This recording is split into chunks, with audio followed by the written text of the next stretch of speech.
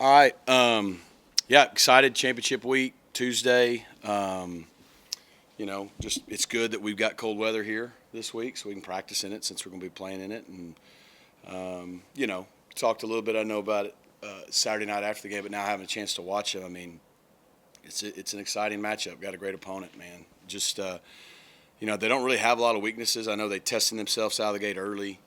And then, man, they have just gotten better and better each week. And then, the last half of their season schedule was a lot harder than the first. And they had to go on some tough road games at Pitt and Virginia Tech. And, we played Louisville, so we know how good they are. And, I mean, shoot, they're almost a broken play, a little bit fluke, 3rd and 16 last week away from winning that one and being 10-2. So, complete football team. Starts with the quarterback on offense. And really at every level on offense, they got good. I mean, they're really well coached on the O-line. Got a big-time running back. 1,000-yard rusher, big-time tight end, and then some really talented young skill players. But I just think it starts with Cade. I remember him coming out of high school, championship-winning quarterback. He's tough. He can really spin it, big arm, and he's really making a lot of plays with his feet. And then defensively, that's kind of been the calling card there for the last decade. They're big up front, really big in the middle, which helps them on the internal run game, and then excellent pass rushers. Really good on third down. They're really good on third down. And then linebackers that can run and DBs that cover really well. So they're kind of a complete team. So it's going to be a good challenge for us. Rhett, you talk about them being better and better each week. How would you classify your team in that? Do you feel like you're getting better and better each week? I think so. I hope so. Yeah, I mean, and that's what good teams do. Good teams do two things, in my opinion, because all the stuff being talked about, who should be in, who should not. Good teams don't lose to teams they're supposed to beat, and they haven't, and we haven't. I mean, the games they've lost were against really good football teams. It's like, man, either team could win. And the second thing they do is they get better as the season goes on. Particularly, there's no preseason in college football. And with the transfer portal, it's a lot different than it used to be. So you look at us. Week 1 against Nevada, week 2, okay, then week 3, and then we got a bye week, and then we kind of figured out who we were. It usually takes somewhere between 2 to 4 games, and there's no preseason in college football. So, especially when you do like they do, step out and go play someone like Georgia week 1, or, we play BYU week 3. Sometimes teams can stumble early, but then credit them the way they have just done what I think we've done too, and just get better and better each week, and that builds confidence. Kind of a unique situation where you guys, your last 3 postseason games have either been in road environments or road-like environments, going to Boston, going to Tulane, going to North Carolina. How do you kind of get the team ready for that aspect of it? Probably the best fan base you've played against. Yeah. I mean, obviously Clemson's got a great fan base. They travel well. I think we're going to travel well, but yeah, we're a little farther than Clemson from Charlotte. I don't know. We're used to it. I mean, we've played in great environments this year. We played at Louisville. That was a really good environment. That was 100% against us, right? So we did it last year at Tulane. I mean, so Boston College in the bowl game, it just happens. And so maybe one day we'll play in Dallas or something like that. But we don't talk too much. I mean, just like when we go on the road, we don't make it a bigger deal than it is, and maybe that's why our guys have been successful doing it. If you're a competitor, you want there to be energy in the building. You want there to be an atmosphere in the stadium, and I would think there's definitely going to be that Saturday night. So I would think our guys will be excited, just like I think they will be, to play in it. Clemson's one of the top teams in turnover margin in the National League. What do you kind of see from them on offense? Yeah. Decision making that let them control possession, then Yep. defensively. Yeah, I think, it starts with Cade offensively. Like I said, they don't turn the football over. He's really smart. When stuff's not there, he'll throw it away or he'll create a lot like Kevin can do for us. And then, Maffa's a really good experienced back. I mean, he's big, he's downhill, he wears on you, and he knows how to hold on to the football. So I think signs of a well-coached team there. And then on defense, they're one of the best. I think they're number 3 in the country, but one of the best at creating fumbles. I mean, they tackle the ball well. They punch it out. They rip it out. A lot like Navy has in the past when we play them. You could just tell that they're coached to not just get you on the ground, but attack the football. And I think they average getting a fumble recovery a game. That's pretty remarkable. So, it's like everything else. We got to value the football and play our game. But, at times this year we've been really good that way. We've taken the ball away and we've valued it. And a couple times we haven't. We've seen how challenging it is to win then. So, probably a big key in the game.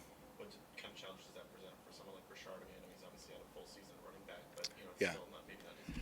I mean, the fact that we've played 10 straight Power 4 games, I think makes it like, look, they're good at that, but we've been pretty good at not fumbling it. So hopefully, who knows if something's got to give or not. I mean, if you're a running back and you're running with the football, you're a receiver, you're running the football, you're expecting to get tackled and them to try to rip the ball out in college football. So, we've got to be very ball conscious, but we work on that every week. That's part of our routine. We just got through doing it today, and we can't let them take it away and get good field position and grab free possessions and prevent us from scoring with it. How much does last year's experience, this preparation, this extra week, does that maybe just kind of make it seem like just another week for the guys? Probably helps a little. It's not the exact same team, but we do have a lot of guys returning who were a part of that and going down to Tulane last year. So, today was Tuesday, yesterday was Monday, and we've not treated them any differently than we have all year, and we won't the rest of the week. Routine's a big deal, and especially when it's been working for you. So, I think it'll help. Maybe early in the game, just not the moment be something that is totally new for everybody and we haven't experienced. Even Kevin got to start in that game last year. So, your past experience can be a positive. Are there any parallels to the first ACC game against Florida State, kind of that giant, not Slayer mentality, but it is Clemson, Florida State? Yeah. Probably, kind of bookends our season in the first year. We started with Florida State, who won the league last year, went undefeated, and we're ending with Clemson, who's going for their 10th or 9th, whatever it is, 10th conference championship. And here we are just showing up in our first. So that's what we wanted. We wanted to challenge ourselves. We wanted to see where we stood. We wanted to be at this level. We wanted to play on this stage. We wanted to be playing in the championship game on national TV, ABC, playoffs being decided a week away. And, so, I mean, we're going to go play free and cut it loose, and our guys have earned the right to be there. We have ultimate respect for Clemson. But this is the stage we want to be on. And, after this game's over, no matter what happens, that's what we want to get back to in the future. And so it's a good opportunity for our program. We talked a lot this year, obviously, about Bashard's conversion to running back, but clearly he had the 3 straight 100-yard games, and people kind of started tuning in. And now, the last couple games, he's kind of back to a little bit of catching. In fact, he had a great catch last week. Yeah. So talk about that importance, about how he still can do Yeah. that.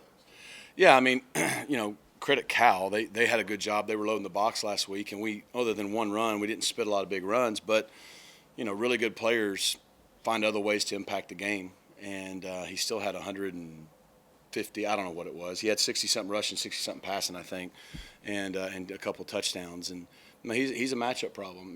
He's a good player, and defensively you got to account for him. I know they're probably working on that right now, but especially when you lose matchup guys like R.J. Maryland and some of those, you need those guys to step up. But he's an all-purpose player.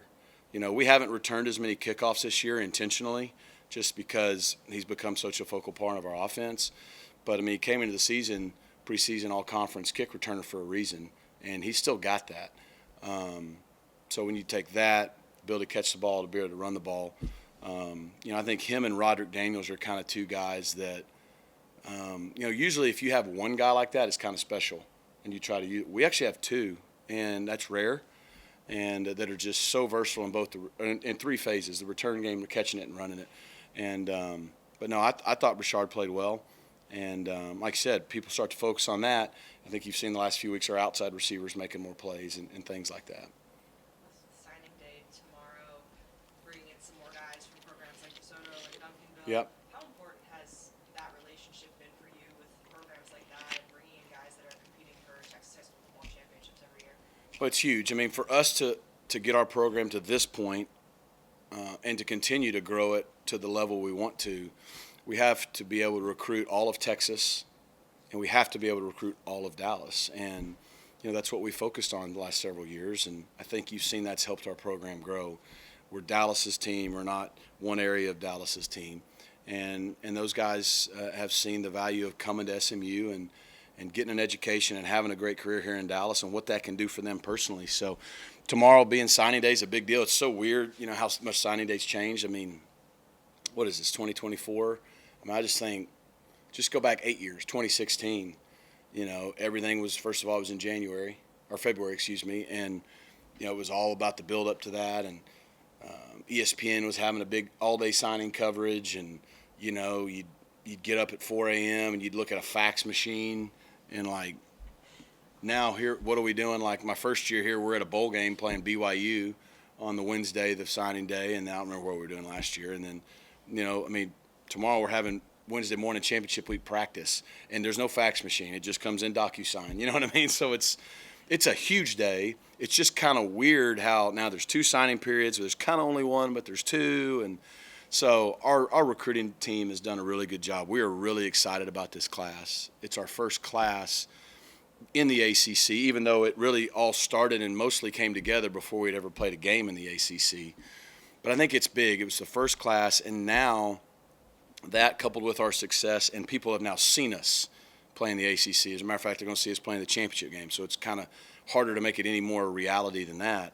I think it'll only help the next class and the next class. But it's a big deal. We're going to be excited. Hopefully all those guys sign, and we can celebrate with them tomorrow after practice, and just add a little more juice to championship week.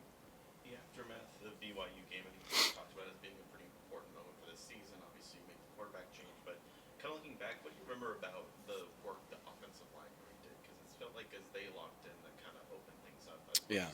Well, Garen Justice is the best offensive line coach in America. I'm biased, but I wouldn't trade him for anybody. And I think the reason being is he has great relationships with those guys. They trust him, and he's willing to give everybody an opportunity. And, I think after that game, we had a very good idea of what the starting 5 needed to look like, but also knowing we're going to need the 6th, 7th, and 8th guy, and they're all going to play.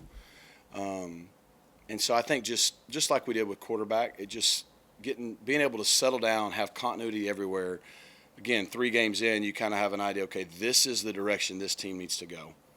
And let's start working towards that and know that each week we could get better and better.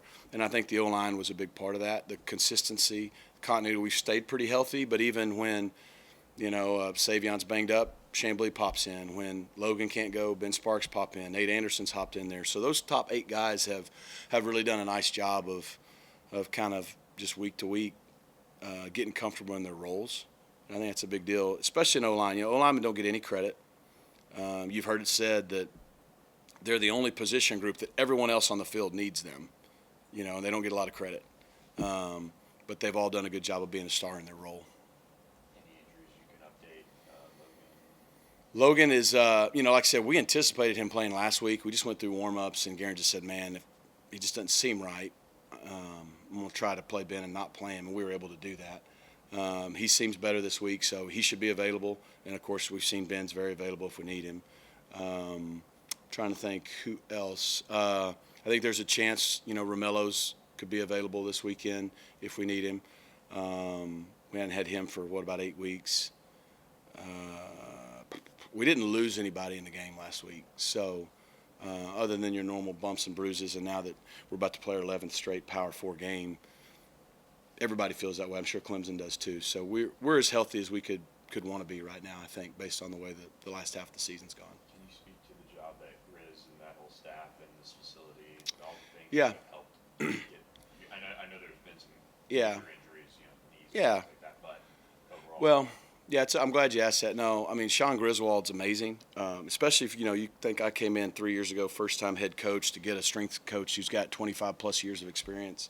He's been awesome for me and our staff. But, what we wanted, the strength staff's got a bunch of jobs, right? And they touch everybody in your program, especially the players the most year-round.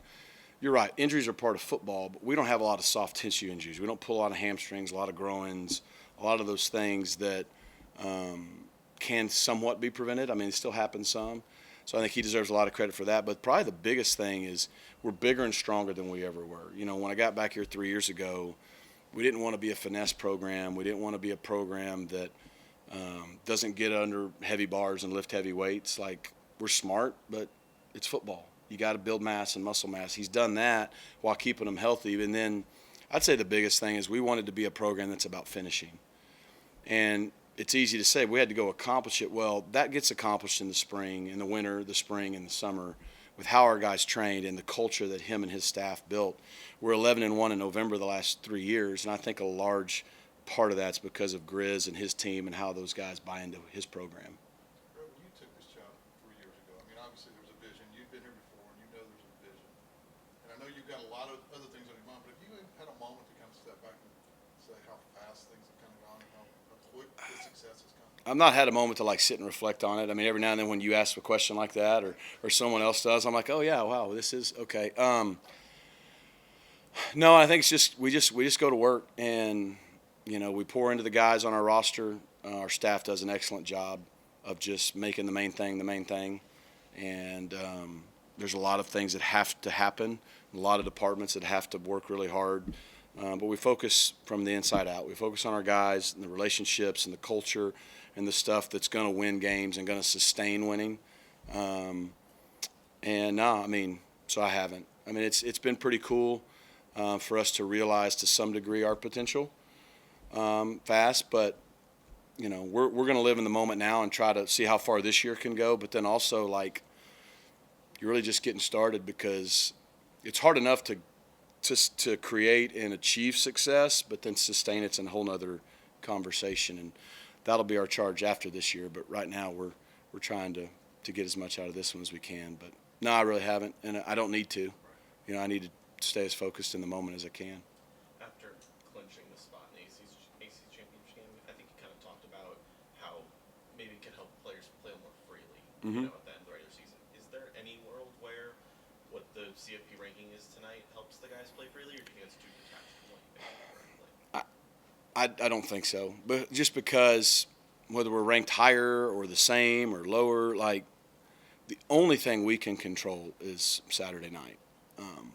So yeah, I mean, I think most people, and I don't want to speak, I think most people assume we've earned the right to be in the top 12, and I think they're right. But at the end of the day, we don't know until Sunday, and if we don't win the game, we do allow that to be a possibility.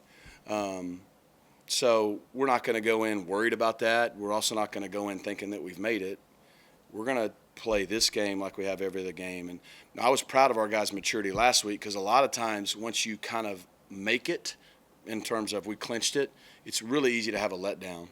And we were playing a really good Cal team that, like I said, until every game had been a one-score game. And it probably been the best defense we had played to that point. And so for them to come out and play the way they did and start fast and not have a letdown, I thought was a big deal. What's no different now, like, yes, we've made the championship game, but that wasn't our goal. I mean, it was a goal. We want to go compete and try to win it, and we know it's going to be hard. So I don't think our guys are in that mode. We definitely aren't relaxed. We don't think we haven't won anything yet. We haven't made anything yet, and so. But we're gonna respect Clemson as our next opponent, like we have the last 12, and see if that formula can keep working. It may be a little more obvious how a season like this can help an athletic department, but kind of from the university as a whole, I've heard that application numbers are up. Yep. And maybe you just feel a different environment on campus to see kind of where things have gone over the last 4 decades for this program to come to where you are today.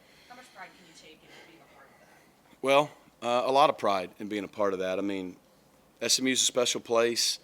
So many people love this place and have poured into it, both time, resources, just, their passions. It was the vision for the university. I mean, the whole point of getting into the ACC wasn't just for our athletic department. It's because it enhances the profile of our entire university. That's in 2024, that's what college football, in some degree college basketball, does for your universities. It's the flagship branding organization, if you will. So when you are on those national stages, like we're going to be on Saturday night, you couldn't ask for a better infomercial for your school. Think of how much branding's being projected for 3 or 4 hours, and you're not having to pay the crazy rates for it, right? And so, and then on top of it, when you win, people want to go to winners and be in environments like Ford Stadium was this year. And that helps. So, yeah, I don't know the exact numbers, whether applications are up 40, 50%, that's a big deal.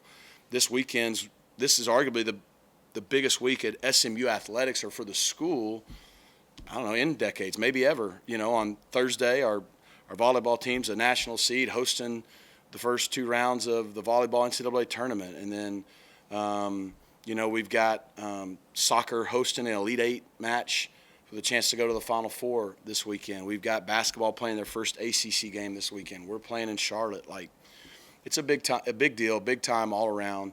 And the athletic program and the university, they work together. And it's just been pretty cool to see how we've been able to help each other.